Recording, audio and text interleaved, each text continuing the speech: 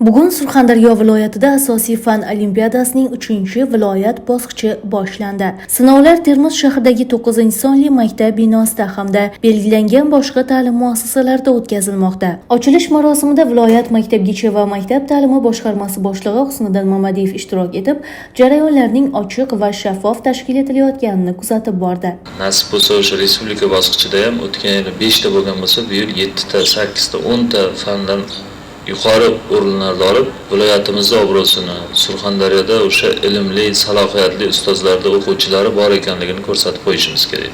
Bugungi sinovlarda o'quvchilar informatika, kimyo, fizika, biologiya, matematika fanlaridan yozma ish ustida o'z bilimlarini sinovdan o'tkazishdi. Informatika fani bo'yicha dasturlash yo'nalishidagi sinovlar Termiz shahridagi 16-maktabda tashkil etilgan. Yozma ish jarayonlari bo'yicha 180 daqiqa vaqt ajratiladi.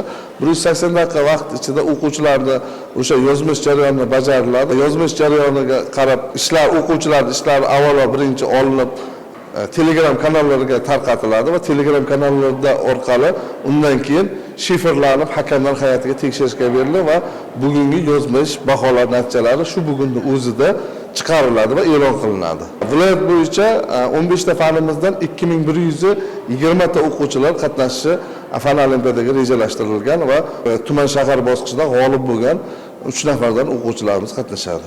Fan olimpiadamizni shu o'tkazilayotgan jarayonimiz Telegram kanallariga hamda ijtimoiy tarmoqlarga yoritmoqda.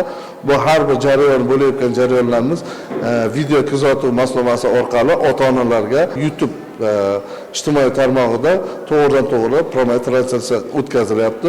Mazkur olimpiadaning birinchi guruh fanlari uchun sinovlar 24-29 noyabr kunlari, ikkinchi guruh fanlari uchun esa 1-3 dekabr kuni sinovlar bo'lib o'tadi. Eslatib o'tamiz, jarayon boshlanishidan 1 soat oldin auditoriyaga kirish to'xtatiladi. Kechikkan o'quvchilar sinovga kiritilmaydi va qayta olimpiada o'tkazilmaydi. Ushbu tartiblar jarayonning adolatli va tartibli o'tishini ta'minlashga xizmat qiladi. Olimpiada jarayonlari belgilangan tartib asosida shaffoflik va adolat tamoyillariga to'liq amal qilingan holda olib borilmoqda. Agarda olimpiada jarayonlari bilan bog'liq adolatsizlik holatlariga guvoh bo'lsangiz, 71 kodi bilan 207 05 24 telefon raqamiga murojaat qilishingiz mumkin.